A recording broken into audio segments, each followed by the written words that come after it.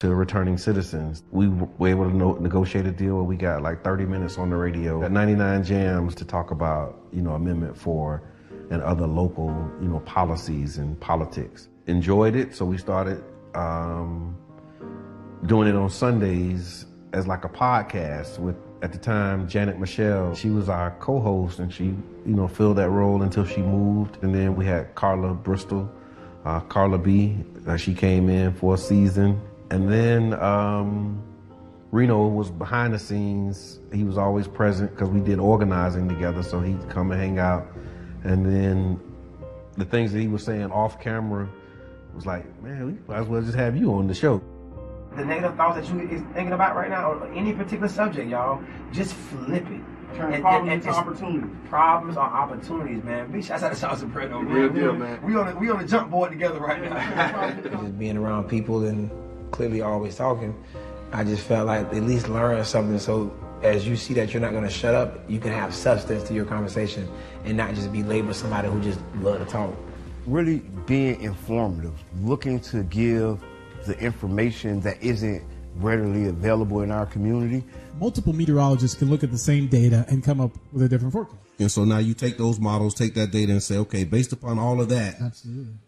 you might be in between here and there, and that's my know what I'm saying speech. Most recently, after Carla B, transitioned out and went to do other things as well, Kiana, we invited Kiana. I've been working with the guys for a while outside of this, and they called me to interview. And when I came in to... Hey, Tampa. Welcome, everybody. How you doing? This is the Tampa Bay Breakfast Club. This is Kiana. And I am the one and only Mr. Edmond. And we are brought to you by the New Image Project by the Community Development and Training Center. Thank y'all for helping us redefine what's cool. Yes, what's AKA See that. The Community Development and Training Center. Hey, Yeah. how you doing? What's this morning like for you? Okay, so it's what's on your mind Wednesday. So what's on your mind? It's cold. I ain't gonna lie, winter has came back. And I don't like it. I don't know if it's fall. I don't know if it's fall or winter. We don't know what's going on right now. Just maybe bring a jacket. But they say it's supposed to warm up later on today. They said that yesterday. I don't like it. It's spring break. No, I think I'm all right with it. I'm not. Maybe we need a couple more mosquitoes to bite the dust. Okay. I still don't like it. I appreciate you for indulging me. I mean, just think about it. People want to be at the beach. So just think, spring break. Go to the beach right now. You can't because red tide. Yeah, they ain't got nothing to do with the weather. I know, but I'm just saying it's just extra straight. Shout out to the red tide. smelling like nice and fishy. That is not a shout out. That is a shout out, nice and fishy. Big shouts out to red tide, smelling nice and fishy outside. No. We're not giving red tide a shout out. Big shout out to the red tide, smelling nice and fishy. No. Okay. But yeah, I smelled it. It felt like the ocean had came in about 20 feet. Right, I don't like it. You can't even. So the things that I enjoy and love about Florida, the things that I want to do, I can't do because it smells like Mr. Magoo outside. Right. So no going to the beach right now, even if I wanted to, because red tide kind of hit different areas. So you may be able to go to one certain part of the beach and not the other. Where you gonna go? It don't really matter because it's cold. Yeah, it is. It's cold. It is really cold outside. I have on sweat. Yeah, I got on sweatpants. And maybe somewhere up north they don't think it's cold. If they down here, Forget about it. They down here visiting. But Jersey Shore. Forget about it. I feel like Penny. Forget about it. Hey, yo, what are you talking about? What are you talking about? Forget about it. That's my best mafia impersonation. Oh. Forget about it. All right. Well, let me say forget about it then. Forget about it. No, I'm telling you to forget about it. I just said forget about it. Yeah. Forget about it. So what's on your mind Wednesday? Oh man, I got a lot on my mind. Good morning to Sean. If y'all know, y'all been paying attention to the news. There was a huge bank disruption. Right, Silicon Valley. Yes.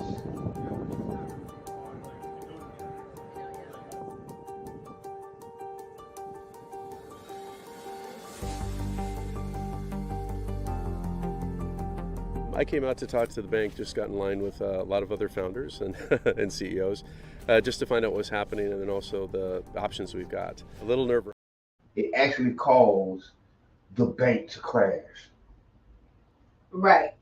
It actually caused the bank to crash. And if I'm wrong, I'm wrong. But the bank crashed, and so now we're living with the repercussions. The president came in and said, well, everybody gets to get their money back.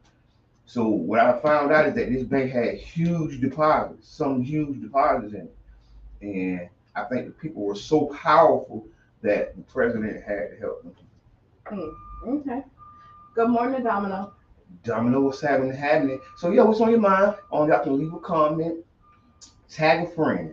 If you are woke right now, you see your friend ain't right now tapped in, tag a friend, like the page. You can give us some stars. 200 stars. Each star is worth whatever it's worth.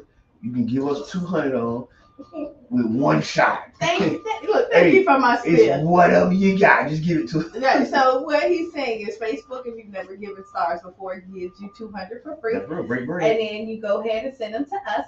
If you've already received your free stars, the like stars that. are 1 cent a piece. Go ahead and send them to Right, us. and then the more you buy, the cheaper they are. We do appreciate that. Florida had 14 million shares in the bank stocks. Wow. Yes, I see, and I'm glad you said that because I'm gonna go back to that clip. Hold on, and when you go back to it, it mutes us. Why did you do that? Because when you go and show them on there, it mutes us. I just FYI, so they can't hear nothing we're saying when you do that. Okay. But you can throw it up though. We just got to see that again. No, you don't. Okay. So long story short, the people were standing outside the bank. They was looking crazy, acting a hoop, and yeah. So does this? All right. So does this make you want to go grab all your money out your bank? Huh? No, it doesn't. Honestly, it makes me just feel like, you just got to be careful with what institutions you put your money in.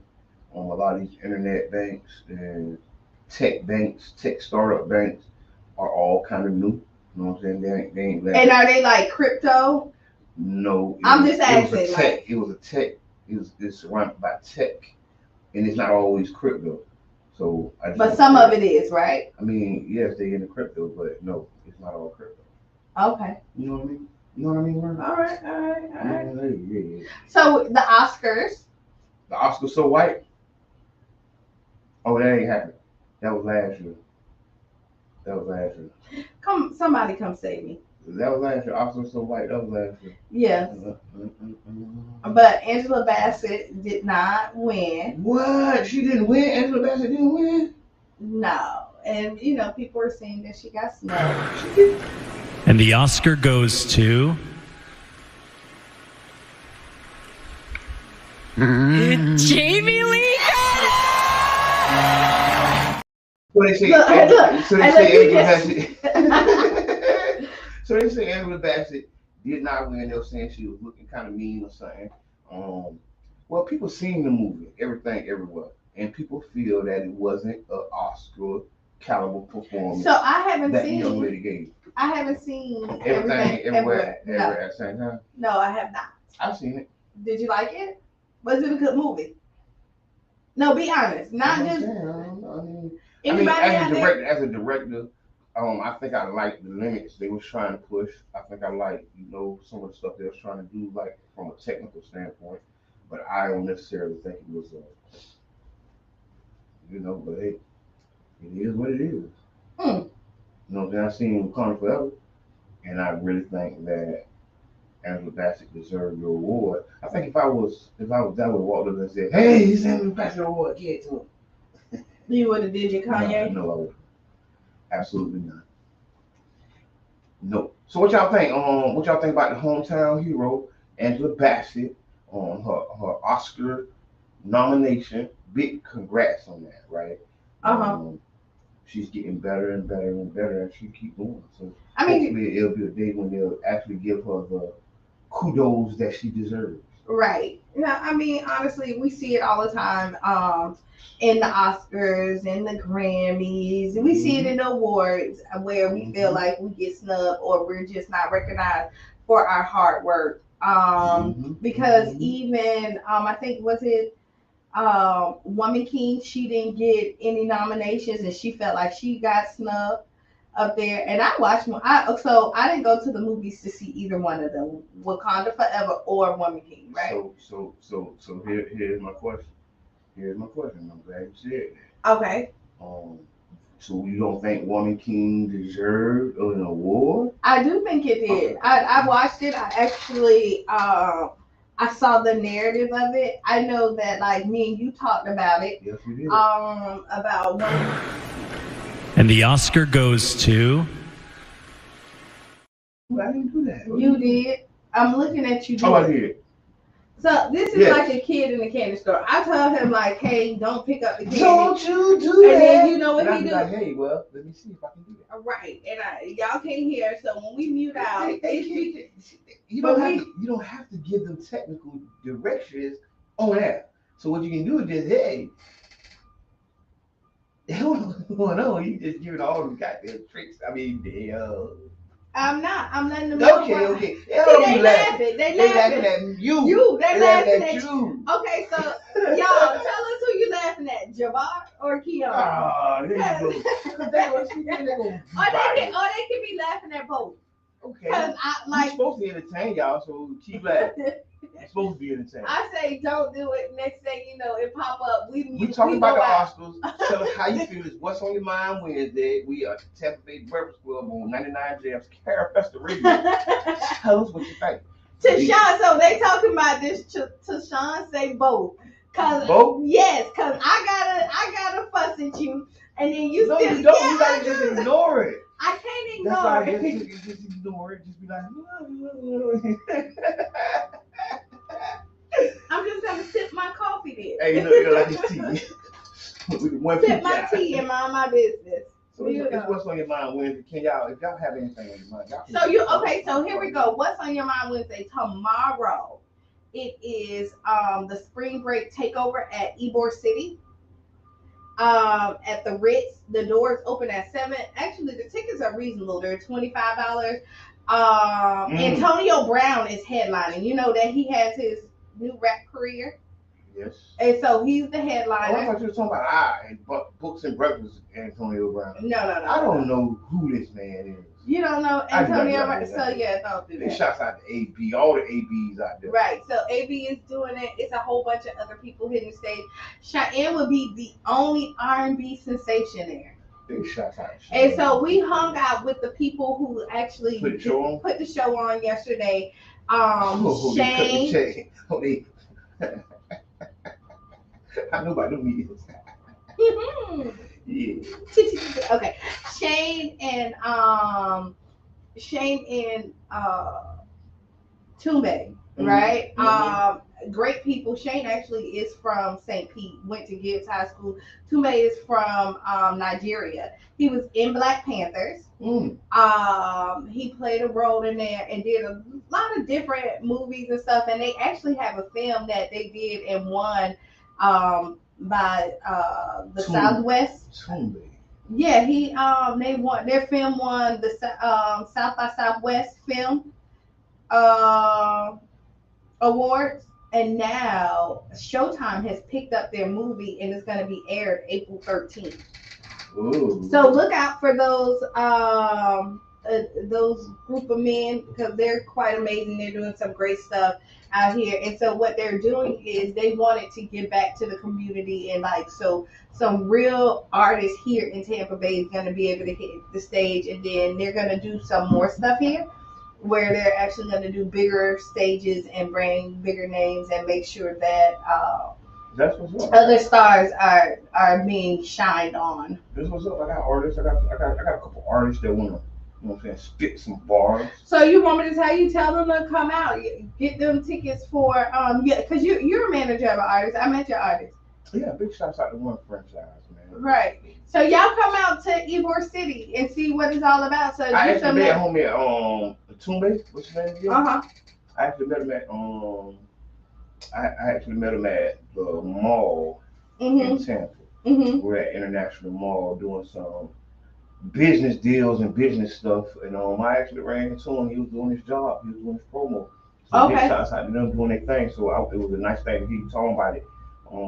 Because we was thinking about getting some VIP passes and doing our thing. Y'all should. We'll be in the building. Tampa Bay Breakfast Club. Tell Toomba to give us some passes. Don't let it pass him by. You know what? We're media. We're media. You know what? I'll make that phone call. I don't have no problem with that. So again, it's What's on Your Mind Wednesday. I'm gonna be at that show on Thursday. Make sure you're there. It's spring break. Are y'all doing anything special for spring break? Cause you got spring break children. Spring break camp.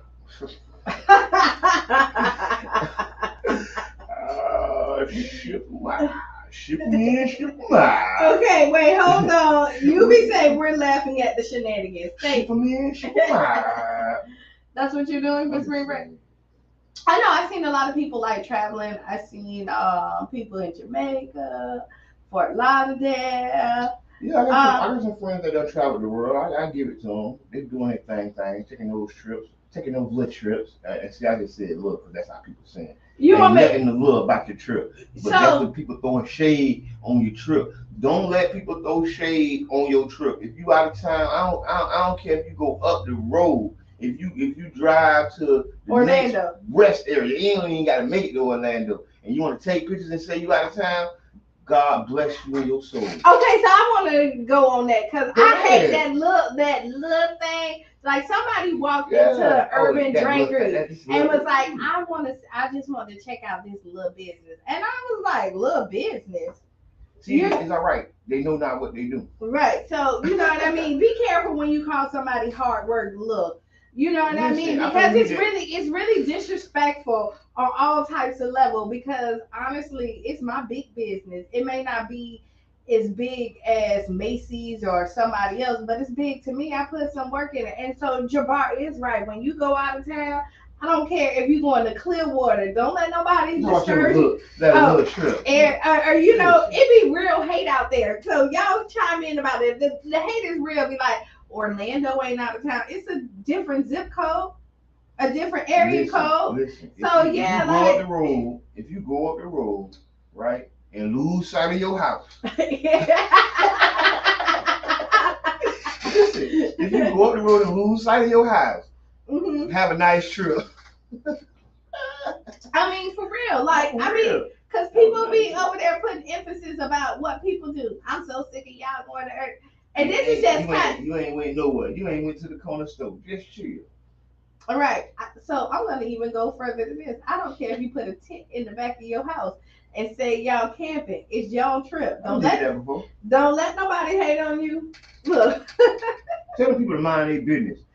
So tell us about y'all trips. If you're going somewhere, you can call in. The phone number's at the bottom of the screen. And if you're watching, if you're driving, just drive safe. You be saying not the house. Yes, the house. Yeah. If you in the back of the house and you have created a different atmosphere and say, hey, we going camping, you put the tents out there and y'all out there telling scary stories and all that other stuff and y'all don't go back in to sleep in your bed, yeah. Hey, it's just like when you're a kid. He said it's out of town. When y'all used to be a kid, y'all used to play like you're going somewhere. Yeah. You ain't go nowhere. Yeah, you just reliving your childhood. Mm-hmm. So I'm with it. I'm saying, hey, do what you do. Don't let nobody hate on it. Y'all stop calling people hard work. Look. Yeah, man, I see y'all got that little show y'all be doing. I be hearing y'all. The biggest doggone show in the Tampa Bay area. Yeah. What you talking about? You better check the stats. Yes, put some respect around that. We through what we done. We through what we done. All right. So Sean said, like that boom bow. Oh my God. So yeah. Okay. Also in the news, we're really dealing with let me see. The hip hop legend, Melly Mel. Have you heard of Melly Mel? Yeah. So Melly Mel has been going on tangents about Eminem, not being a top 5 rapper, saying that he only has the success he has because he's white. Let's let him. A lot of people were calling you out of touch. Not me, but this is what some people are saying. A lot of people were calling you out of touch. Not me, but this is what some people are saying. Because you were making the bangers on Jay-Z. A lot of people were calling you out of touch. Not me, but this is what some people are saying. Because you were making the bangers on Jay-Z, Kendrick, Eminem, without really knowing their music like that. What do you say to those people that are saying that? Well, I would say this. Yesterday's music is way better than today's music. I mean, look, we made the message, so and so that's one of the. Okay, so so Melly Mel has been going through his thing, and we really want to give props to the old hip hop. Hip hop is 50, so you can be a little older in hip hop now. Melly Mel says Eminem only got the success he got because he's a white rapper. I think partly true, partly not, because I think Eminem was really good at his prime. You disagree? He was white the whole time. I don't care. He didn't get a skin change. I'm just saying. He didn't bleach his skin. But he was white when he came out. He did, but he still kind of crossed barriers in being a white rapper. And they say that, you know, that they're rappers that's just as good. This is what Melly Mel said. You know, some of the rappers in his crew who trained and helped him, you know, be who he is. And they saying, you know, who? Name him. Rush the 5'9". Rush the 5'9" is like Eminem's mentor, like a peer mentor. So you know they got bars. Them boys got. They got bars, but nobody like Rush the 5. Nobody knows who they are because they're not white. That's the point. Melly Mel No, said. that's not the point. That's what Melly Mel said. I know. Yeah, I disagree. I'm just saying. Melly Mel say that this is what Melly Mel said. This is a hip hop icon. Do you know who Melly Mel is? And he can't be wrong. Don't push me, cause I'm close to the edge. Again, so he can't be wrong. I'm just saying, you're a legend. Okay, so I didn't say right or wrong. So see, he a legend. Okay, not true. That doesn't mean to skin color you listen to music. Wait a minute. Right. You don't listen to school. I mean, you don't listen to skin color. You're right, Yubi. But what we do listen to is, you know, what people put in our face. And that's what Melly Mel's saying. Melly Mel's saying there's a machine that was in place that rewarded this artist because of his skin color. Okay, let's say that's true, right? Let's say it's true. But there's other white rappers who came out and it was awarded that and then bombed, right? Eminem lasted the test of time because he was good. He was with Dr. Dre. It don't matter. He was still good. It don't matter. It's other people that was with Dr. Dre. No, wait, pause. There's other people with Dr. Dre that hasn't. They're legends. They're still legends. They're not. Who been with Dr. Dre that ain't a legend? You can't name all That's the why people. I told you. No, That's what I meant. No. You can't name all the people that Dr. Dre don't work with a lot of people, right? And all of them are not legends. Only the ones that exceed the test of time. And then let me tell you this: there's a lot of great people that won't ever get recognized because whatever reason there is. Maybe they didn't have the look. Maybe they didn't have the hustle or the drive. There's so much stuff that goes into the industry, and so you can't take somebody else shine because somebody else didn't do it. That's kind of like a Kevin Durant. You know how like when he was like crying, nobody represents Kevin Durant. You know what I'm saying? Because he was like, you talking about Eminem? No, I'm just saying that's white privilege. No. Another story. Another to deflect, and that's what Melly Mel talking about. No, you would say no, it's not. It's because he was a better performer and a better worker. Thank you. That's what I just said. Thank you. It is not. We have to stop. So I mean, because we have to stop always thinking, putting people in like this box, right? And then there are some people. There's great basketball players that they say it all the time that never make it to the NBA. But we can't take away the people that did and say, hey, you only did that because, you know, you're LeBron. Everybody gave you the hype, but there's somebody else over here that's just as good as LeBron, but he didn't make it to the NBA. That ain't true. That ain't true. I'm just They saying. ain't just as good as LeBron. That ain't true. But I get what you're saying. I mean, I it's like hitting the lottery. Thank you. I mean, listen, I understand it. Right. So we got it. Like, we can't. What I'm not gonna do is try to take Eminem and act like he wasn't a great rapper. Like Eminem and Vanilla Ice.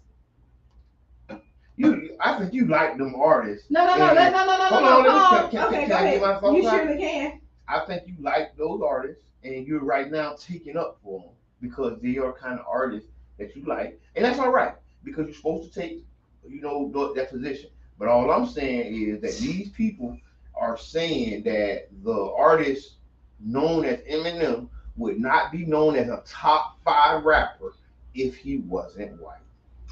I'm disagreeing because we had Vanilla Ice who had Ice Baby, right? And then I like that song though. I like that. Right, but then he came out with other trash music and he never hit the top 5. Man. And he was a white artist and they pushed him. And then you had Eminem who came out with hits after hits after hits, which gave him his recognition. And those 2 white artists who was pushed in the industry, one flopped, one did not. Okay. I mean, so we can't be like, yeah. Well, I say this: the views expressed by the Tampa Bay Breakfast Club are the views of the Tampa Bay Breakfast Club, and 99 Gems don't got nothing to do with it. Oh, no. And I like what UB says, their sales and numbers are what makes them the top artists. Eminem had the sales. Man. No. Man. He got more fans. Man. So the fans like his music. And they determine who are the top rappers, right? If your music not selling, then you're not prevailing. If your music ain't selling, then you ain't prevailing. So, in other news, there was a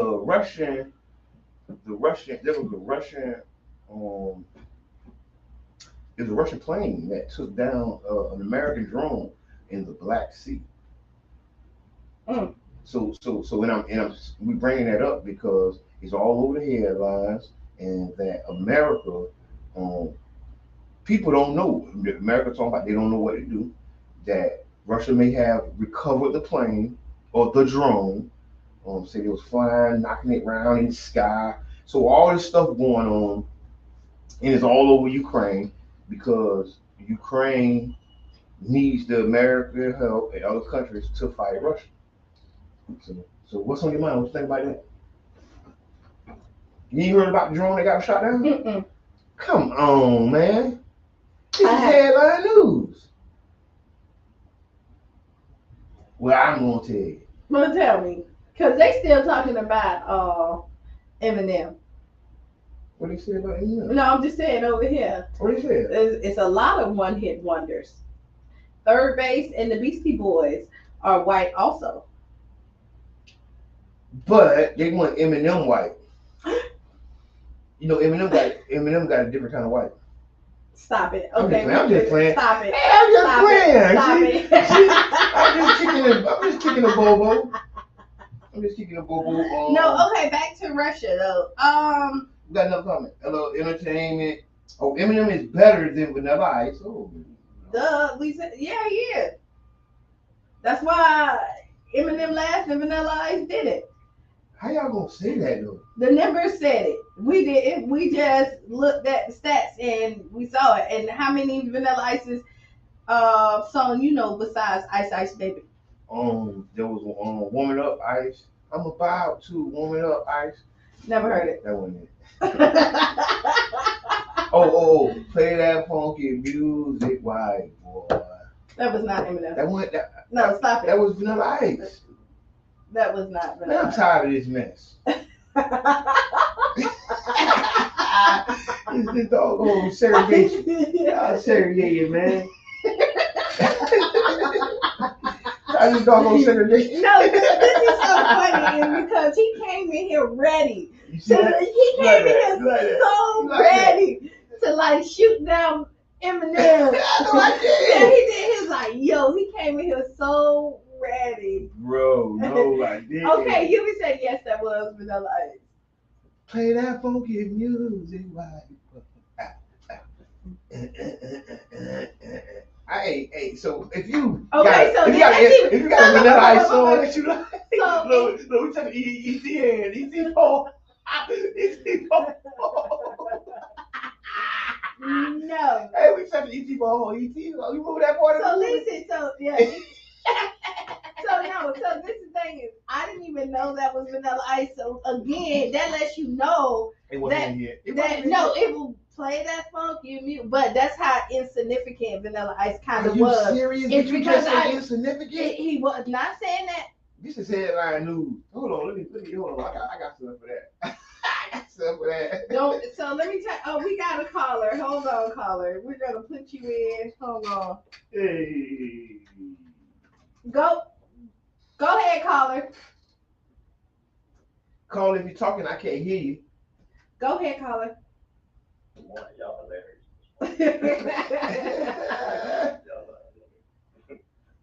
So what you thinking? What you got? What you thinking, Yubi? Good morning. I just think that Melly Mel kind of one of them people that's upset because they ain't getting all the stuff that these new artists get coming in, and he feel like it's because they white. But hey, when you start something, you might not get the reward that the people who later on came in for the money, the royalties, all of that stuff that and he didn't get it because he white. He get it because at the time he came in the game, his skill set.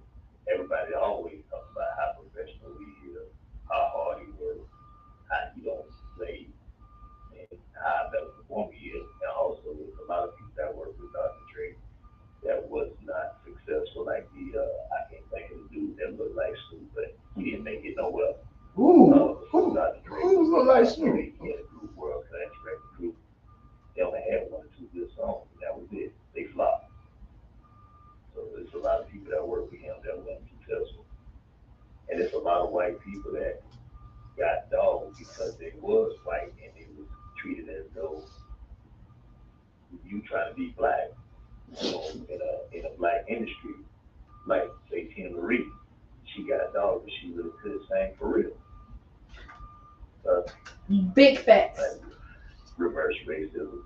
He probably upset because his wife Good. goes to the college game. Just like basketball was upset that Larry Bird goes. He really can't play basketball. Once you don't say Larry Bird really can't play because he's white.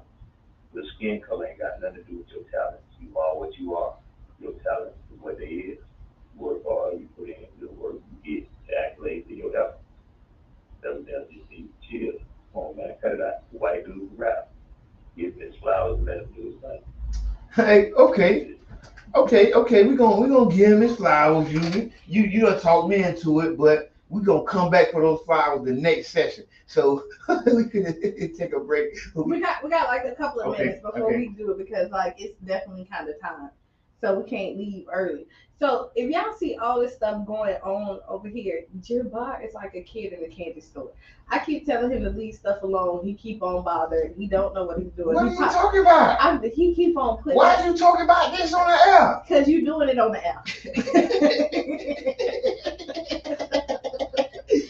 So what I did wrong? Tell me. Okay, so y'all, here we go, because we got like 5 minutes before we got to do it. Oh, but you ain't gonna tell me what I did wrong. I'm gonna say it right now. So listen, so everybody else can laugh. So Jabbar he put I don't know if y'all saw the video of Melly Mel, right? He was trying to take it off, but he didn't even know how to stop it. So like it's running and he's trying to do it because it mutes us, right? So listen, they are rolling right now. So listen, I just got a confirmation text from the one and only Brother John, and he told you to let me be great. I wish I could put it on the screen. Brother John, the executive producer of the Tampa Bay Breakfast Club, said Let Jabbar be great. And let me tell you, depending on how you feel, the executive producer changes, right? Jabbar is doing great. No, he is doing a great job, right? Sweet, man, let's just chill, because I ain't got my coffee in me yet. And wait, I'm having fun with actually, they watch I didn't drink it though. I ain't drink it yet. You ain't sip none. I think people have seen you sip some coffee. I know I have. So tell me when you're ready. I'm ready when you're ready. Because we got. So when we go in the break, if you join us on Facebook, we're gonna have some commercials playing. We're gonna have on the history of the Tampa Bay Breakfast Club playing. And if you're listening on the radio, we're gonna go to Democracy Now! We're gonna tap in with some world news. This is a community radio station, Carafesta Radio, 99 Gems the Bird. You're tuned in to the Tampa Bay Breakfast Club, and we're gonna do it major. Okay, we got our guest came in. Yeah, that's him. So I'm thinking Jabbar was on coffee. LOL. He is like Jabbar. Like listen, no, Jabbar came in here like everybody knows that I like Jabbar at like a 5.5, right? Somewhere around there. He is really at like an 8 or 9. He's doable. Yeah, I'm chilling. No, but he's really good. So after the break, we do have Donnie McClendon coming in. He's going to be talking about the Father Resource and Network community that he's just started. So I'm excited about this. Oh yeah. This is big. So y'all tune in, stay tuned. We're gonna go for a short break with Democracy Now!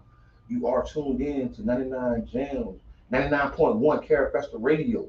And this is the Tampa Bay Breakfast Club, and we will be back in 7 minutes. Yes. Hello, I'm Gabe Ortiz, and this is WEDU Arts Plus. Based out of St. Pete, the Tampa Bay Breakfast Club is a morning radio show about hip-hop life and urban culture. Meet the hosts who inform and empower their listeners.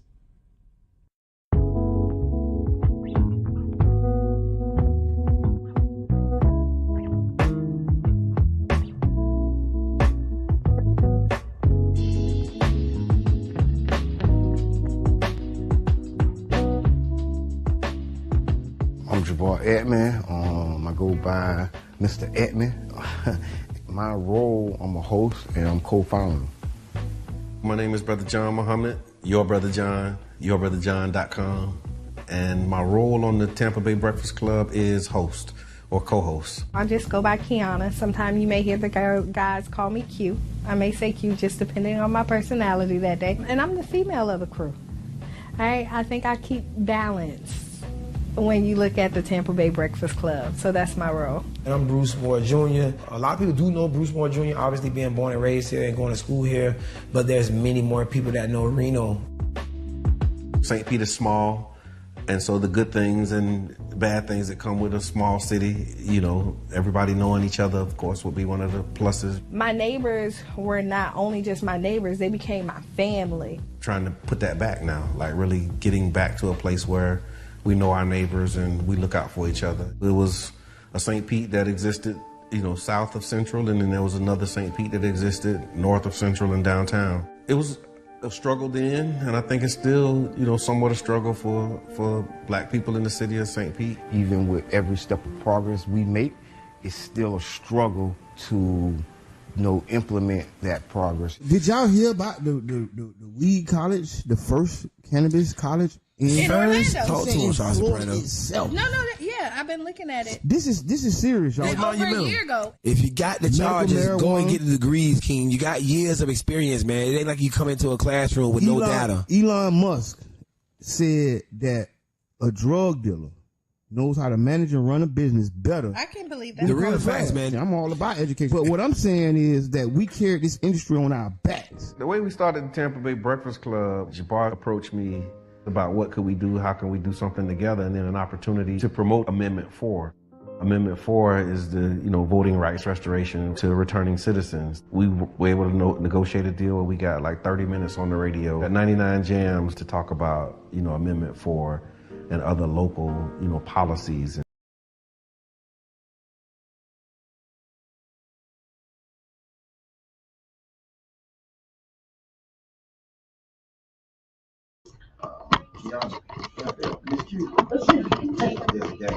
Oh, she is what?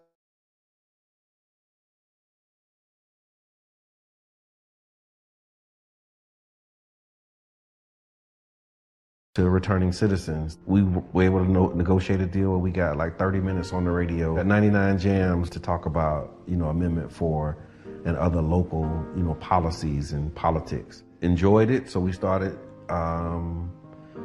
doing it on Sundays as like a podcast with, at the time, Janet Michelle. She was our co-host, and she, filled that role until she moved. And then we had Carla Bristol, Carla B. She came in for a season. And then Reno was behind the scenes. He was always present because we did organizing together, so he'd come and hang out.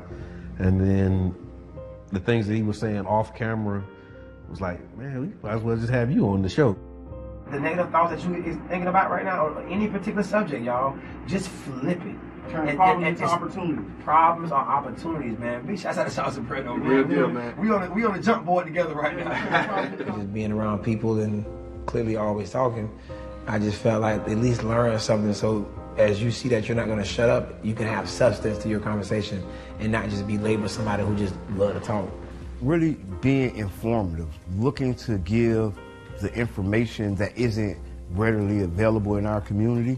Multiple meteorologists can look at the same data and come up with a different forecast. And so now you take those models, take that data and say, okay, based upon all of that, absolutely, you might be in between here and there, and that's my know I'm saying speech. Most recently, after Carla B, transitioned out and went to do other things as well, Kiana, we invited Kiana. I've been working with the guys for a while outside of this, and they called me to interview.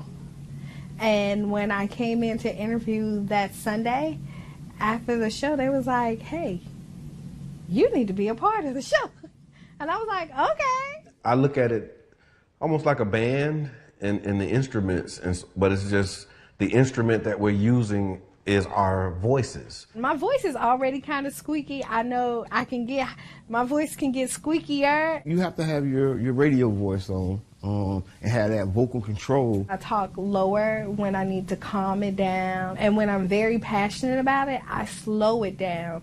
And because I want you to understand what I'm saying. What's good for the geese is good for the gander. So if you keep it secrets, just know that she can too. Okay, hey, see, that's why Kiana, that's why you need it on the Tampa Bay Breakfast Club. You feel? So you gonna even things out. You know what I'm saying? I was just joking. You know what I'm saying? We just understand power, and in terms of people's attention, because it costs. People's attention costs. That's why it's called pay attention. We want to present local information right up there with, the trending topics. One thing that's a common denominator with all of us is that we're all passionate about our people. For me, what you take from me is that I'm real and I'm passionate about the growth of our people. The overall goal, I would say, is to have a more informed community.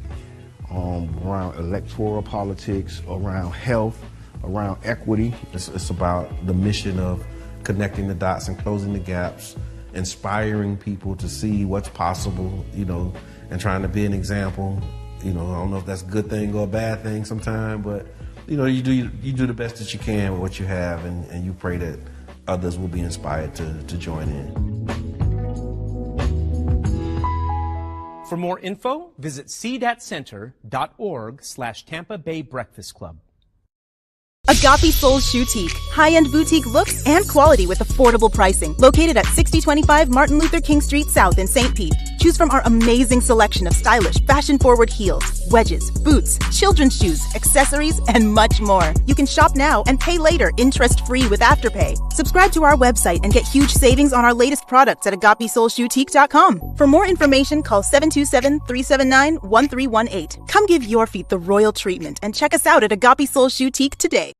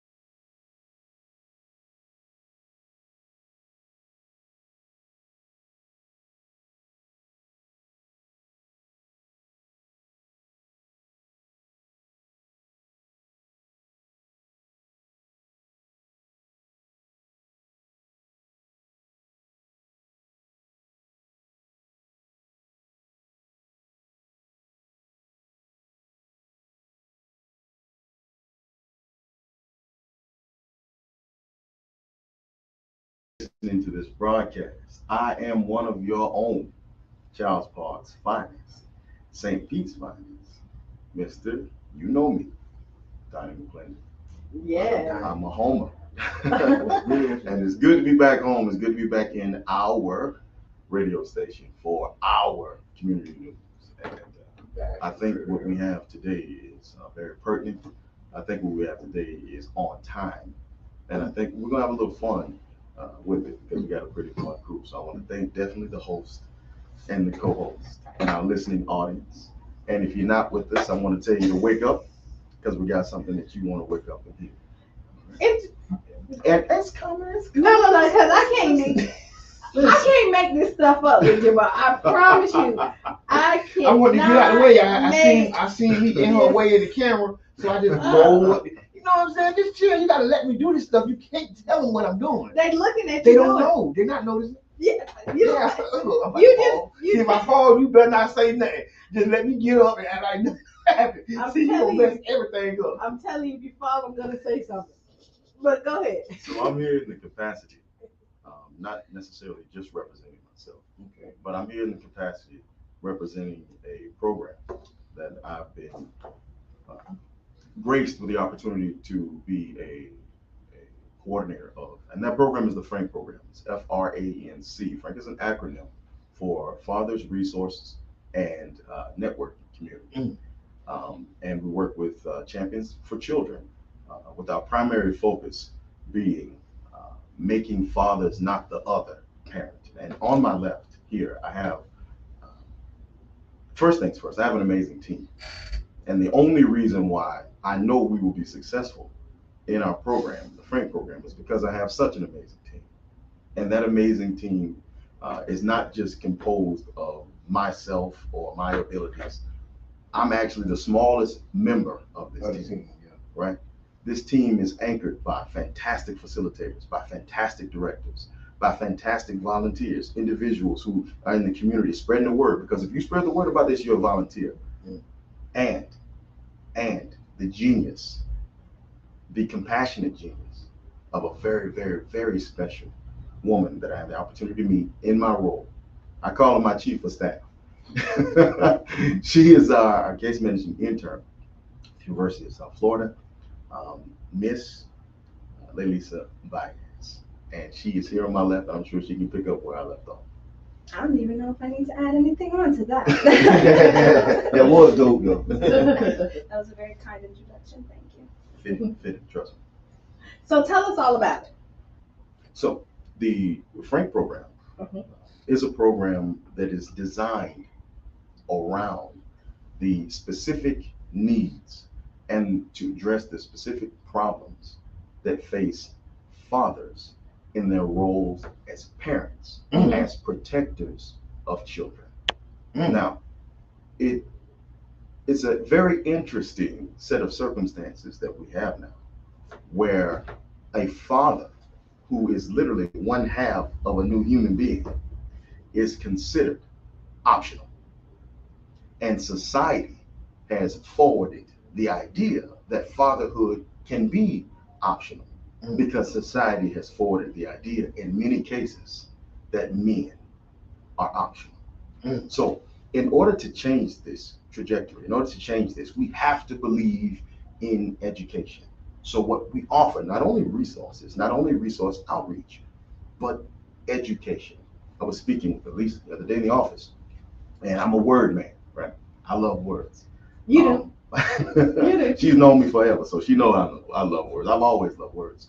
But the word education, it comes from the Latin root word educare. And educare means to bring out from. It doesn't mean to put in. So it's not an indoctrination of information that men need, that they want, that they're asking for, but it's the bringing out of their own being, the power to be the parents that is innately placed in them. And that requires, again, sincere education. But education comes with two things: information and inspiration. Okay, inspiration grows from the groups, and Lelisa is going to explain a little later how the cohort, the educational cohort works. with the groups of men who coalesce. They bond together around the idea of becoming better parents. And this is something that is critical to building society. It starts with self-improvement.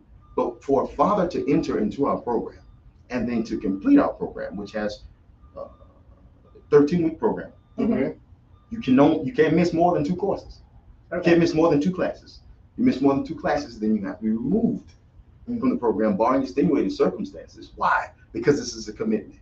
And when you're finished, when you graduate from our 13-week course, you've shown the initiative necessary to show the world and yourself that you have what it takes, first beginning with the want to.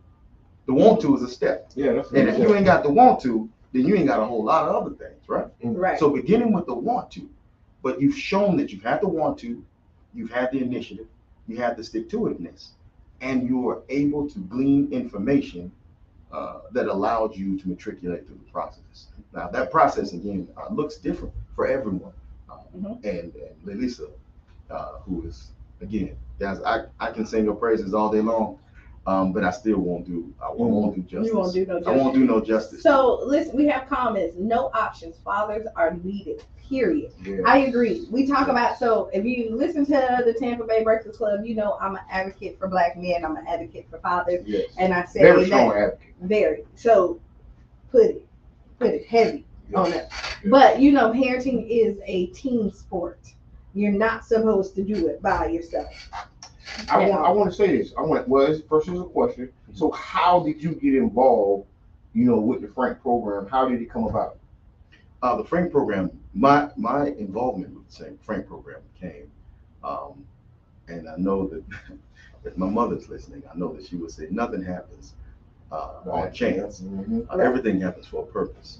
I've been in education, so I've been a teacher, the professor at the college level, university level. I've been a teacher in the community. I've taught martial arts, I've taught fitness, and I've also taught public school. Like, you listen, Kiana knows that I taught fitness because she's woken up sore after one of my classes. But I'm an educator. That's what I do best. Okay. Right. And working with a network of educators, I learned about Champions for Children. Didn't even know that the position was available, or the position was open. So the position pretty much found me. And I think that sometimes that's how things work when they're supposed to work, when they fit. That's how things work.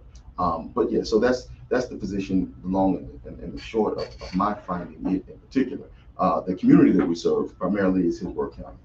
But I heard Jabbar say when I was rolling up that this is the baddest morning show in the land. And we're the baddest morning show in all of Tampa Bay. And Tampa Bay don't stop with a water start, ain't that right? Okay, so Tampa Bay don't stop with a water start. So because it doesn't stop with a water start, so we understand that we have a fiduciary responsibility to the entire community. And this is regardless of any demographic. That's right. We owe that to everyone. Now, I've talked way too much. And given the opportunity, I'll talk to the clock stop. But I want to now allow Lelisa to explain a little more from the perspective of the labor of social work and how it intertwines with our purpose. Let's go. Champions for Children is a social service agency. We try to serve our communities in a variety of ways through a variety of different programs. I was given the opportunity to work with Frank specifically, and I was drawn to it because, like Donnie, I believe the father is foundational to the home, even though he's often treated as a second-class parent.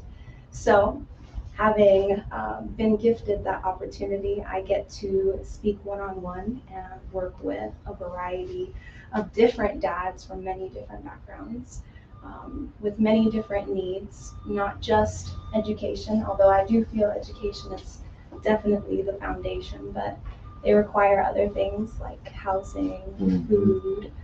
Many fathers come looking for tutoring for their children because they value education for their children, even though they might not have had the opportunity to get a higher education when they were younger. Many fathers come from homes where their fathers might not have been present, where their fathers were either physically or emotionally absent, sometimes abusive with substances, a variety of backgrounds.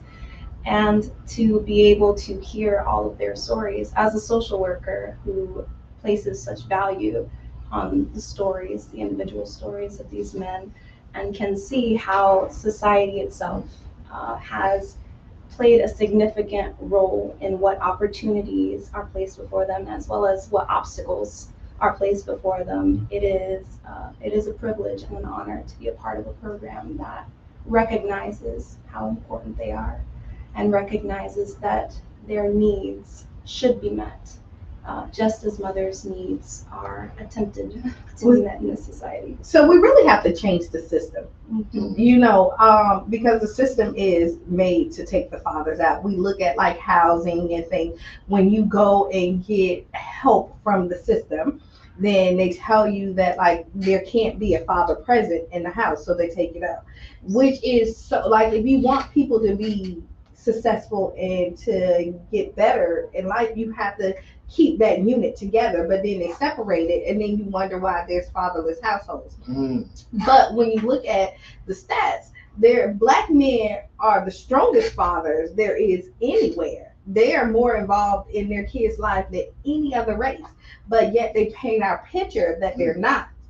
I hang out with a lot of men, and all of them are great fathers.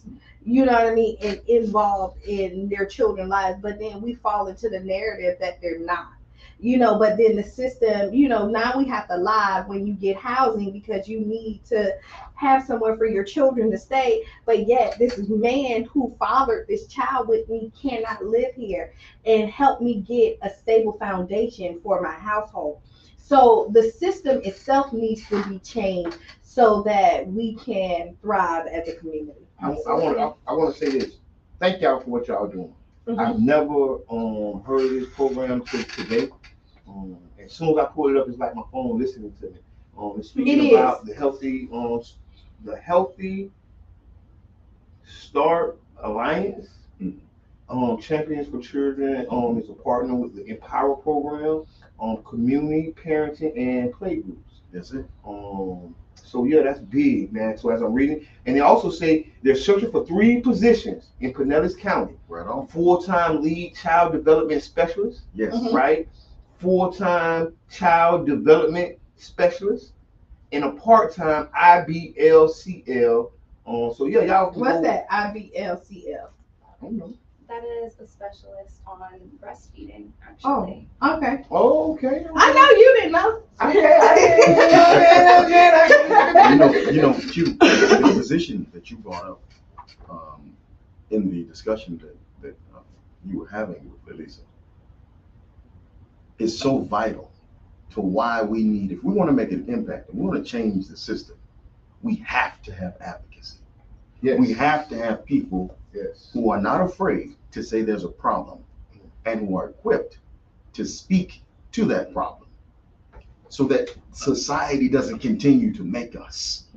You know, what does it say in the Bible? It says, be ye not conformed by the world, but be ye transformed by what? The renewing of your mind, right? So this is talking now about a process, a renewal that can happen. But you understand, you got to have food, clothing, and shelter. You know, it's very difficult to make a class when you're getting off of work, when you don't have transportation. So this is a holistic approach, you know, with holistic views. I know, listen, and this is the last time, Brother Javon, you have my word on this. This is the last time anybody will say they've never heard of this after we do our media push. This is our first stop on our media push. I feel so honored to be the first stop on the bus that's finna just change the world. Yeah, and this is a great program. I mean, many of the fathers that come to us are coming with the hopes of reunifying with their children. You were mentioning a shift in the system needs to occur, and that is definitely the case. Most of our dads come because they have case plans in child welfare. Unfortunately, one of the top 5 obstacles that fathers encounter, especially Black fathers and Hispanic fathers, as well as Native American fathers, but one of the greatest obstacles that they encounter, and they'll name it themselves, is the child welfare system itself.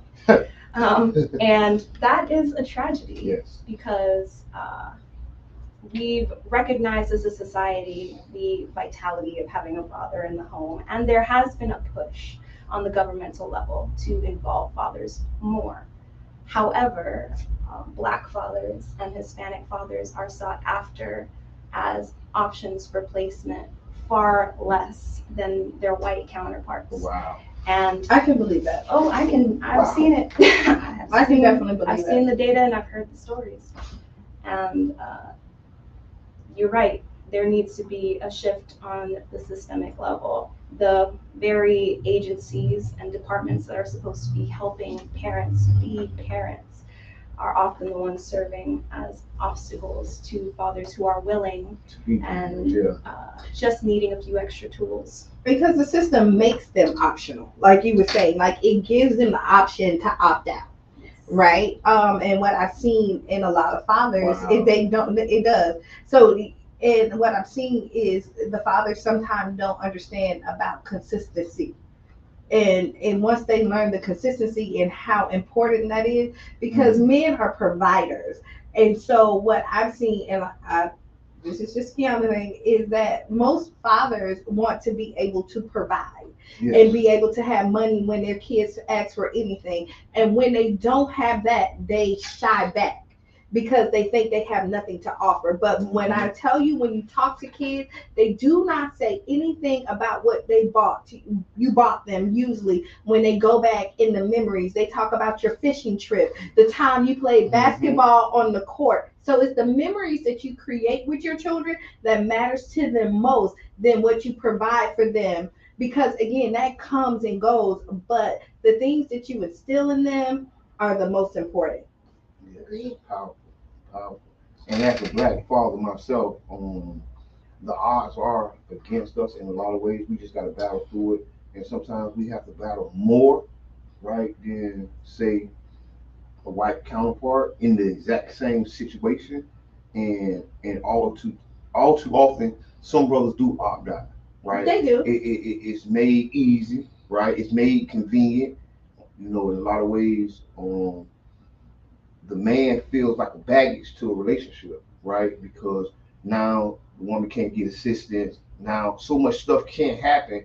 And then in some people's mind, it'd be like, oh, it's easy for me to just do it by myself, right? And society put that up, right? Making it feel easier or seem easier alone, when really, you know, the unit, what makes it easier. Having the whole family unit in place whenever possible, you know, with or without a relationship, because a lot of times our families are contingent on the relationship of the mother and the father, like whether it's a sexual or platonic or what they call it, co-parenting. That relationship matters so much to our family unit, and when we focus on that relationship, whether, like I say, it's platonic, sex, whatever y'all relationship is, whether it's just a like I said, co-parenting relationship, right? More of us need to figure that out, right? More of us need to figure that co-parenting thing out.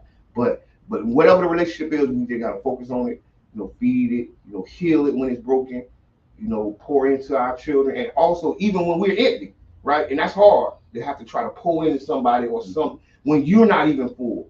But you got to understand, just like you say, sometimes it's just the memories. Sometimes it's just what you attempted to do, besides not, you know, paying for this and paying for that. Because you can do, there's a lot of free stuff, and I'm glad you said about the relationship aspect of it. A lot of times when you look at the co-parenting, it doesn't work because somebody else wants something more than what the other person is willing to give at this point.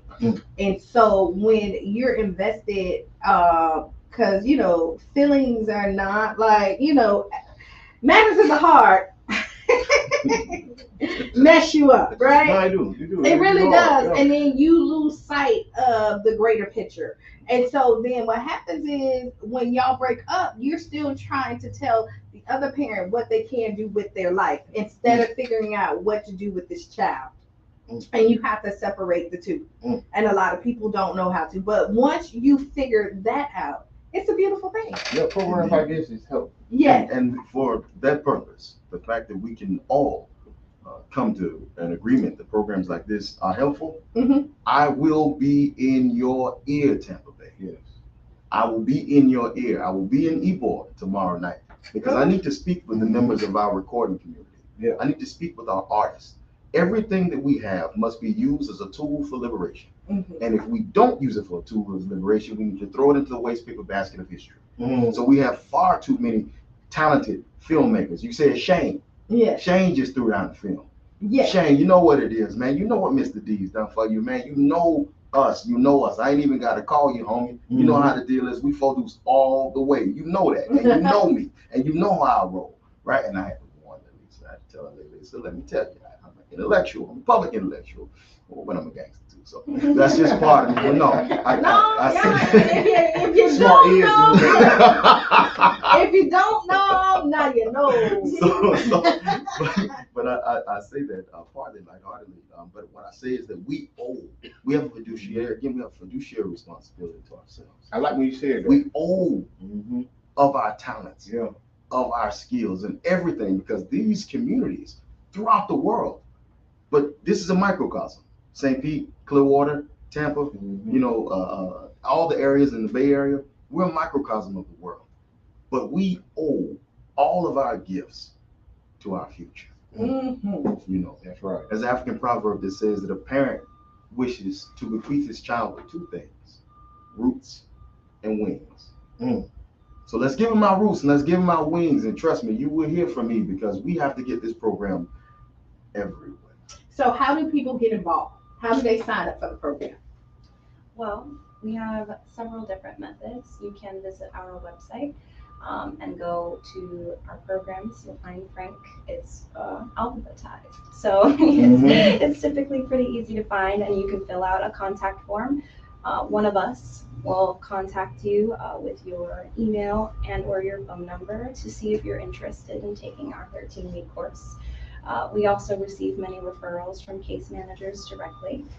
And sometimes we receive just a simple phone call. It's really easy. As long as you have the number, as long as you have the website, as long as you have the email, one or the other, then you just need to express interest. Now I have a question. Do you find it hard to get men to get involved in this program? Well, I do not. I do not typically find it difficult to get men involved in the program because, like I mentioned earlier, many of them are involved in some sort of case plan. Okay. And they are requiring some sort of parental certification to reunify with their children or regain custody, get unsupervised visits. So many of them are, they might be a little frustrated. They might be a little frustrated that they're in the position that they're in. But they're willing because at the end of those 13 weeks is the promise that they can rebuild their family. And many times that is the number one and or only priority on their minds. So even if they don't get it at the beginning, by the end, they appreciate it. Actually, yes. I had the opportunity to shadow one of our 13-week courses that began in January. And many of the fathers were on the phone with me those first few days, getting all their documents and records in order, and they were not happy. They really needed someone to vent to, and I was more than willing to be that person. But now, every Thursday, we have at least 2 or 3 dads, and then a choir of affirming grunts and sounds. But they let us know how grateful they are and how much they look forward to their class on Thursday, because even though it is virtual as of right now, they are surrounded and are building a community of people who have gone through similar experiences and who are in a similar boat. It's a beautiful thing when you can see a father reach out with news like his mother just got diagnosed with cancer, or a father that's wanting to show pictures of a father-daughter dance that he just attended with his little girl. And all the men rally around him to celebrate his high moment or to mourn with him and pray with him in this sad moment. So it's been an honor truly to see these men grow. See, I love it. What's the email and what's the website for them again? The email is going to be Frank, FRANC, at CFCTV.org. So it's Championship for Children TV. So Frank at CFCTV.org. And you're teaching the class, right? I will be. Okay. But right now, as of now, no, I do though have on my team a set of amazing facilitators, and I will be remiss in my duty if I did not mention, because when I walked in the door, they said, "Listen, these guys are the best."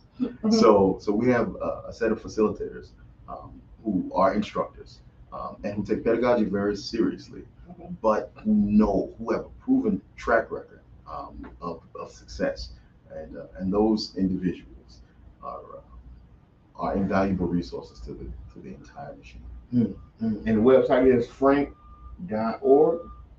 It's going to be Champions for Children. Okay, Champions for Children. Okay, that's what's up. I love it. We had anything from the audience, Q? Listen. Everybody's like, thank you. Like, No, that's love. They love. was like, they definitely need to hear this. So many men needs this service. This is true, because once you get the tools, because a lot of times people just don't know what to do. Like, they're like chasing their tails, and it's really hard to explain, especially a woman trying to tell a man what they need to do. You know what I mean? And I always say, men need other men in their lives. You know what I mean? And great men keep other great men accountable. Right. You know, and you bounce ideas off of men. They don't say it, but they look for their approvals from other men. That's how they do it. And when you have a great circle around you, it makes you greater. And this was the system before the destruction came. You know, I'm a historian, so I got to hit back on it. This was the system before the destruction came. As a young man came of age, he was removed away from the hand of his mother, and he was placed into the hands of the other men, because he had to learn through what Huey P. Newton said, observation and participation. He had to see it, and he had to be it, and he had to do so away from the warming, nurturing that he had known from his mother, and into the warming and nurturing that he had to have to craft him into a man of sacrifice. And the same was done for women. The girl, when she reached the age of maturity, was removed from the presence of the young men and the boys in society, and she was taught who she was, how she was, and most importantly, why she was. And this, if I give everyone here a necktie, and I tell you tie a 4-hand knot, some of you might look at me like I got 9 heads. Some of y'all might flip over the 4-hand. I'm not a 4-hand knot guy. So I'm a 4-1. But anyway, some of you will look at me like I have 9 heads because you haven't been taught this. But we expect parents to inherently know how to best parent. Right. What's more important, a child or a tie? Listen, I was just on the child. The child, right? So we know that if we have to teach a person how to tie a tie, we need to teach a person how to parent a child. I was just gonna say, we was talking about this and how parents, had no roadmap, right? A lot of people came from broken homes, one-parent homes, grandmas, and just like you say, that rites of passage has been long gone, and people don't know how to be what we're like, what the expectation for us to be. And then you got to go through a lot of trial and error, bump your head so many times, and then people looking at you a certain way because of all the failures that you had when you're just trying to do what you said. Go through that rite of passage, really, be a man. And a lot of times it's not easy. So thank you for putting together and being a part of this program, because we need it. Yes. If y'all have any final thoughts, what would you tell people about the program?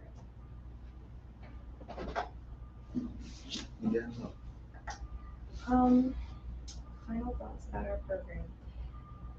It's been a privilege, but a challenge at times, because like I said, many times fathers are seen as second-class parents. and they are not given the same resources. They are not given the same helping hand. They are not given the same mercy as mothers are many times. And don't get me wrong, mothers are just as foundational to the household, but they haven't necessarily been forgotten. And I feel like fathers have been, in many ways, forgotten by society, down to their households, the individual households themselves. And we need to remind them, we need to remind everyone that even if you might not have come from a quote unquote great father, even if your father was absent, even if he was emotionally absent, that doesn't disqualify you from the role that you have, and that doesn't make you any less important to the future, and to your children and to their children. This is a generational thing, and by impacting fathers today, we're going to impact children in the next 100 years. Tampa Bay, do you see why she's so special? So special to us. And listen, an invaluable resource. I think if I had to end with anything, I would go back to in scripture when it says, and how shall they know if they don't have a teacher? And how will they have a teacher unless he be sent? We're sent. We're here. Expect us. Be prepared. You will get tired of me. But no, I know that we have what it takes as a community to support the building, foundation of programs, and definitely the building and the foundation of Frank to something that we could only imagine as far as a scale of greatness. I know that we have the human resources. I know that we have the intellect. And I'm reminded that every day when I come in and I work with at least a kindred spirit that I never would have known had I not been in this particular position. Listen to her. She will be amazing for a long time. So listen to her. But we will continue to push. So listen, again, my people, y'all know me. Y'all know how I get down. Y'all know I ain't never been by the bull, right? That means if I'm telling you that this is something that we have to get behind wholeheartedly as a Tampa Bay community, this is something that we have to get behind wholeheartedly as a Tampa Bay community. It's amazing what we will do, and expect us. I love it. I love it. I love it. Listen, I love the conversation that we had. I mean, I know this is not going to be the last one on this again because we're advocates. Well, yeah, y'all black men. I'm on the show with all black men who are all fathers. So yes, and so I'm an advocate for it. They are as well. So we'll be talking about this continually. Brother John, I know you're listening. He is. If you're not, Tashawn, make sure that he listens. I need you. It's time. We need to couple power, political power, with initiatives that serve us. And I know that you are the man to do it, City Councilman John Muhammad. I know that you've always been that man. We've always seen it in you as a constituency base. Senator Roussan, we need you. Senator Castor, we need you because we are building on our end. Now we need partnerships that can make sure this never ends because it's in all of our best interests. So I know you're there, big brother. I miss you this morning, but I know you're there, and I know you're in the sound of my voice. Jihad, I know you're there. I know you're there. I know BYC is there. I know all these amazing organizations. LA, I know Celebrated Not Tolerated is there. I know all these amazing organizations. Tony Brown, Antonio, I know you're there, man. Charlie Blue, I know you're there. I know you're there. Reach out. Let's do this. Let's make this thing a success. Man, that sounds so good, man. We need to have a meeting with all y'all and all y'all resources. We need to put all y'all together in a room, right, with an agenda, with next steps. Story 727 because everybody. I was thinking about them too as he was saying. Yeah, because so I'm thinking about all these programs because a lot of people don't know about them. That's why we talk about it so much on here. Story 727, Barbershop Book Club. You know, we need to get men in to make it, right? Get the chief of police in here, right? Because when we help the fathers, we help the community. This is a way to keep our community safe. right? It's a way to have sustainability, right? We always talk about sustainability. We talk about hurricanes and food deserts, but what about the father desert, right? What about the father desert that you enter when you cross Central? Come on, you get what I'm saying? And how can we put fathers back in? You know what I'm saying? I mean, I'm with it, man. I'm energized, ready, got the coffee. So we can stop this pipeline to prison. That's real. This is really what it is. Cold. Like when we put the fathers back in the house, we can then stop this pipeline to prison. And we're going to do that. So, because we can go on and on. We can, we will. We will. So listen, y'all don't have to leave because we got to ask Kiana. Okay, where is that? Yeah. Okay, are you ready for it? Yeah, go. They're up. Brother John already know it. Go ahead. That's why I got the glasses on so y'all don't see me squinting. Oh, you got on the shit. Hey, y'all don't see me back in my eyes. Okay, ask Kiana. A woman is married to a man who is the biological father. Oh, see, to help me. Who's not the biological father of the child. He is, whatever it is. Threatening. To beat the child? To leave because she will not let him discipline the child. How would you handle this? I'll just finish it up. I can see it. I can send it to me in the email. First of all, you need to take off your shades. No, I can't see without them. They shades. I can't see without them. The light blinds me. It's too bright in here. You're going straight to. How you gonna go to? Come on, ask Kiana. What is you gonna do about beating this child? That's what I'm talking about. No, discipline. No. Discipline. It's not always whooping. Okay, leave them right. Go ahead. Okay, so let me say this, and people probably are not going to be happy. They may be. I don't know. No, go ahead. Go for it. When you pick your partner and you're vetting, if he's good enough to be married and this is your foundation, he should be good enough to help you shape and mold your child in this household. If you're not comfortable with somebody disciplining your child, then maybe that's not the person you need to be with, because this person is providing, right? They paid for the shelter and they're giving food, and a lot of times this person is taking on the other parent's role in there, and you cannot have a household where it's seamless if y'all two are not on the same page. And what happened is, if the child does not respect the man in your house, how does this function properly? And if you didn't want anybody else to like come in there and do it, then we needed to really vet properly before we had children. Dang. You know, we eliminate that part of it. We have these children with people, and then we are in two different parent households. So we got to co-parent, but the person that you with, you have to trust that they have the best interest of your child, and the other father needs to know that as well. So y'all have to work all together. We cannot no longer say, oh, you can't say nothing to my child, but yet he's good enough to provide for your child. It doesn't work like that. Hey. Now that's a Kiana thing. Yeah. I feel like don't discipline my child.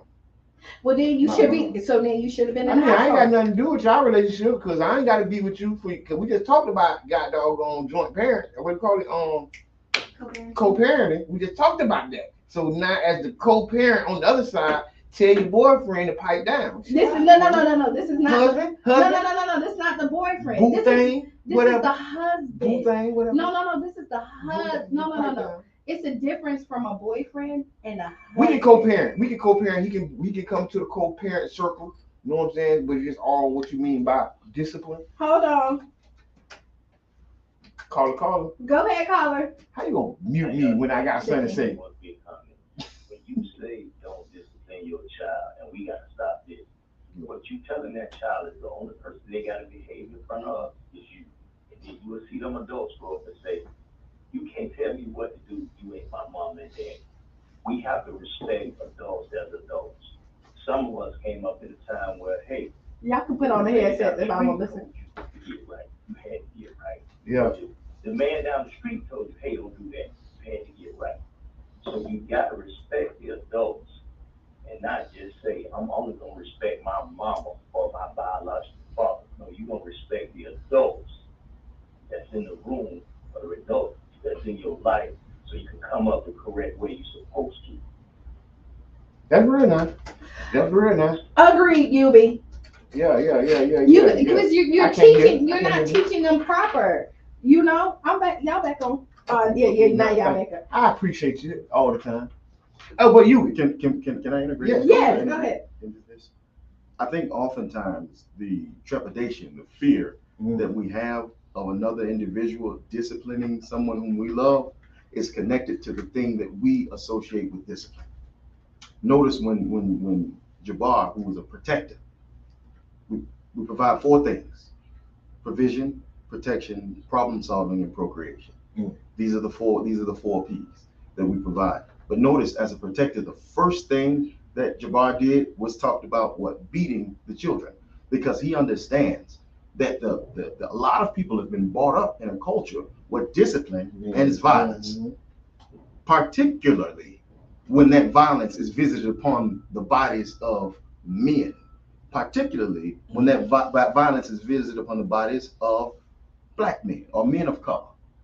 You are supposed to be beaten. Why? Because you have a special kind of disrespect or a special kind of defiance that causes your body to be the home of violence. I think if parents understood that discipline does not have to mean violence, discipline can mean restriction from the thing that causes you harm. Discipline can be taking your keys. I don't think there's a father here who, if his son or if his daughter were being out of character, and the other parent, the step up parent, made the decision, you know what, you don't need to drive for a week. I'll take you where you need to go. I don't think that they will find that as a harmful thing. I think the thing that we associate with discipline is often trauma. Yes. And we fear that being revisited on people that we love.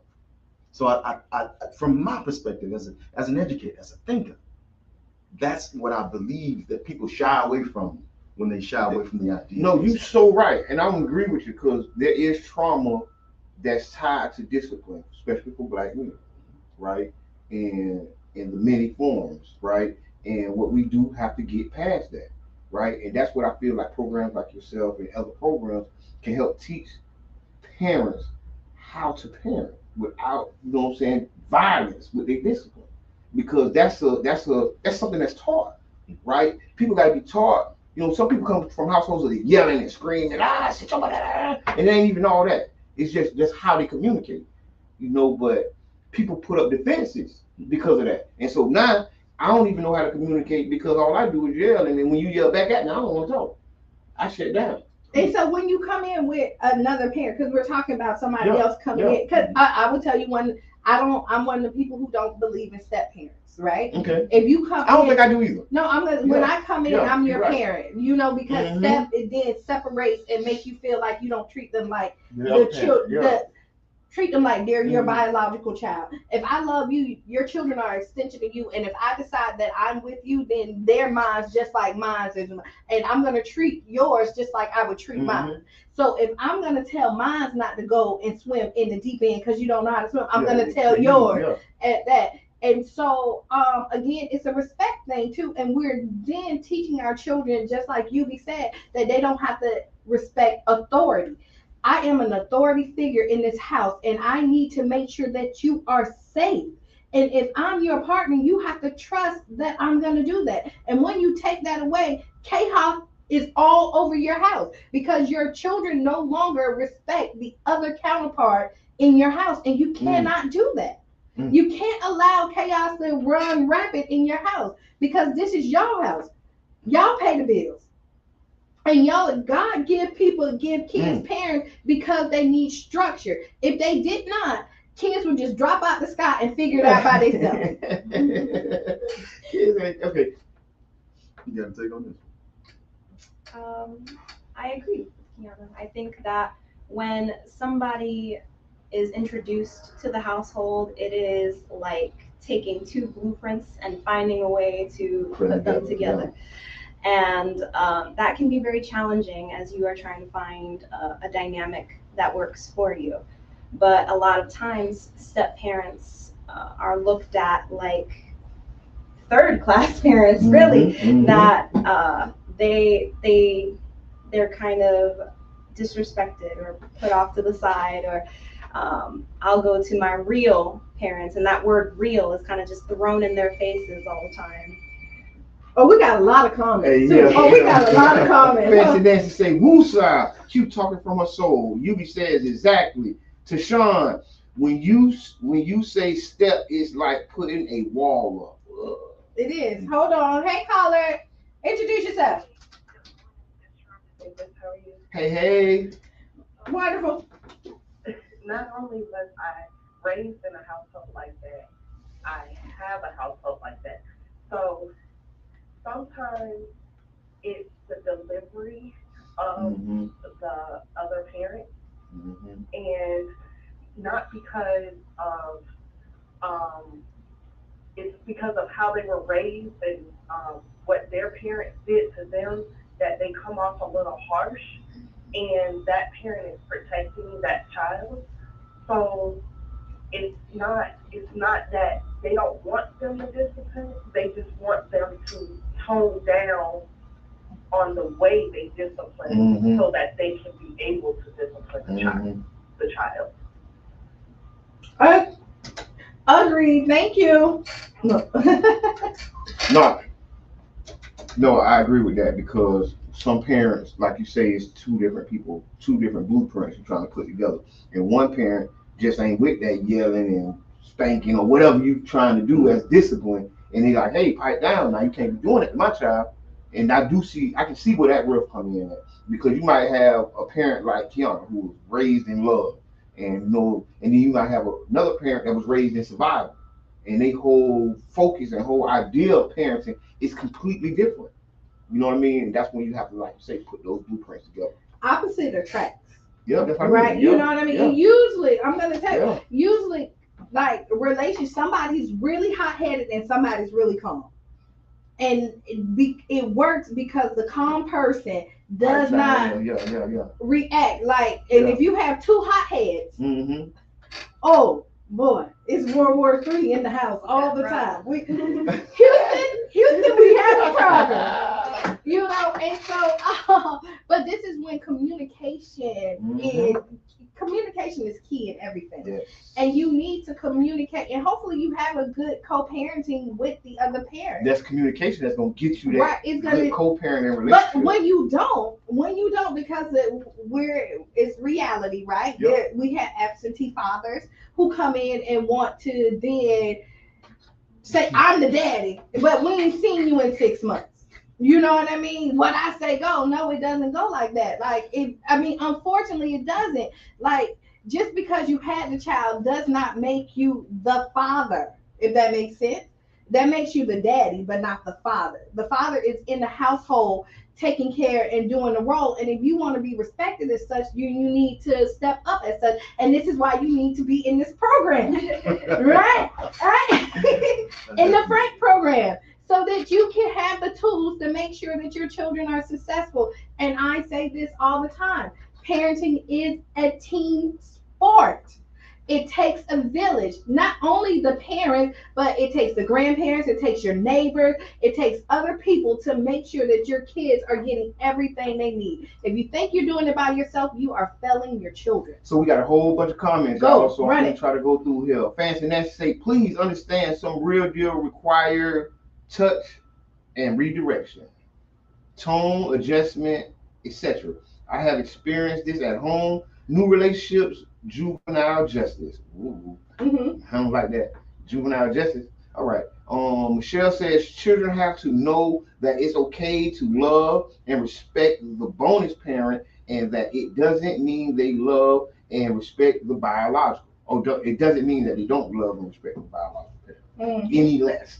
Tashawn says you have to establish that and communicate when you get together. You have two people get together and raise different. That's what I was saying.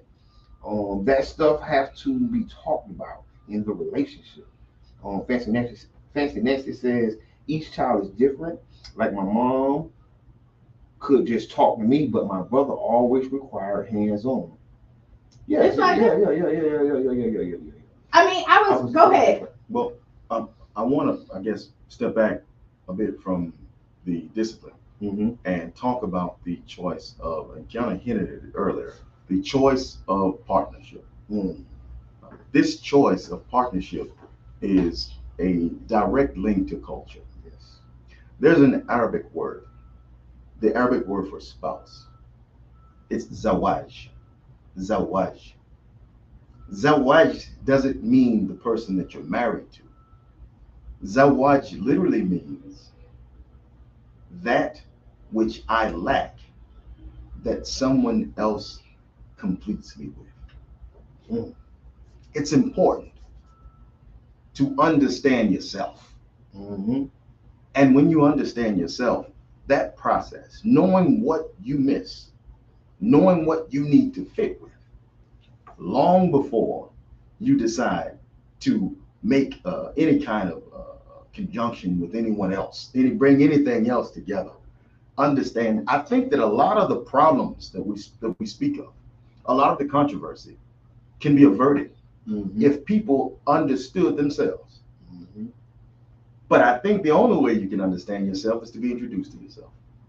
And I think that process of self-introduction is something that you normally won't just get. You don't just, it's not self-genesis. You have to be taught this, and you need teachers to do so. So I think that even in selecting a mate, even in knowing what you need to select a mate, I mean, how many individuals do you know get genetic testing done before they get married? They don't even know what's in their biology. How many people, when you're out, right, and you're out and about and you're looking at somebody, how many people look and then say, you know what, I want to meet that person, but I also want to know their family background. You have a history of age-induced psychosis. I need to know these things, but we don't know this because we don't know us. So I'm going to say this because we got 2 minutes left, right? If you like these conversations, we have them at He Say, She Say every first Friday. Make sure you show up, pull up. Thursday, we will be at the Ritz-Carlton in Ybor City for the spring break takeover. Saturday, if you already haven't purchased your ticket for Sing, Puff, and Paint, please come out. We still have tickets available. Great night karaoke. Cheyenne will be performing. You also need to get your tickets for the Natural Hair Show this Sunday. It'll be at the Coliseum. The doors open at 12 p.m. there. So there's a slew of things to do this weekend to keep y'all entertained. So please make sure that this spring break is the best spring break of 2023 because you only get one in 2023. So live it up. If you have any final thoughts, what it would be really quick, we got a minute. As Donnie was saying, it is very important to be self-aware before you select a partner, before you build a household. And our course reflects that pathway. We start with looking within yourself, building some positive tools and some positive skills for a partnership between mother and father, or father and father, mother and mother, And then from there, you go on and you equip them with the tools they need to be parents. And I feel like that is a very important order. Let's go to work. You're going to see me. Yeah, what he said. All right, be the change you want to see, right? Write down those 5 things. Enjoy spring break. That's it. This has been Kiana. I am the one and only Mr. Edmund. And this has been the Tampa Bay Breakfast Club. See y'all on Friday.